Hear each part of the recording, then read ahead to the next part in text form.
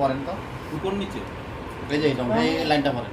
বিজ্ঞানীরা বললো রঙে যদি হয় হ্যাঁ, ইয়ে থাকে রঙে থাকবে, রঙে হলো আমি একটু পড়ি তাহলে দেখি কোন জায়গাটা এই যে বিজ্ঞানীরা।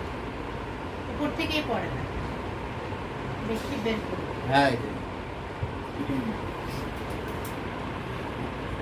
আনকমন হ্যাঁ, কনসেপ্ট ওই বাচ্চাদেরকে concept-টা আসাতে বাচ্চাদেরকে আমি চিন্তা করলাম চিন্তার কি একটা যে খোরাক দেওয়া যাবে। এটা যখন আমি মানে একটা মানে বাচ্চাদের জন্য লিখছি, তো বাচ্চারা এখান থেকে শিখুক যে আমরা যে চোখে যেগুলো দেখি এগুলা আসলে কোনো রং না, এগুলো প্রতিফলিত আলো।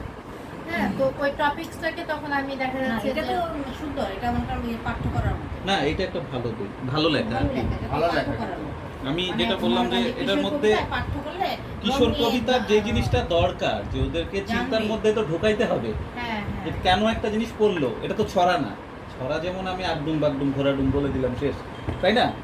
কবিতা মানে এটার মধ্যে একটা এটার মধ্যে একটা বিষয় থাকতে হবে। এটার মধ্যে একটা বিষয়বস্তু থাকতে হবে যেটা ওরে ভাবাবে, যেটা আমরা যে ছোটবেলা যে কবিতাগুলো পড়ছি আমরা এখন পর্যন্ত কেন মনে রাখছি। সব কবিতাতে সবগুলো রং দেন লেখা, আপা। কৃষকদের লেখা সবগুলো। কষ্ট। কারণ শিক্ষামূলক জিনিস কোটি শব্দটা কেমন যেন একটা ইয়া হচ্ছে না, সবগুলো ডাকতে ভালো লাগছে।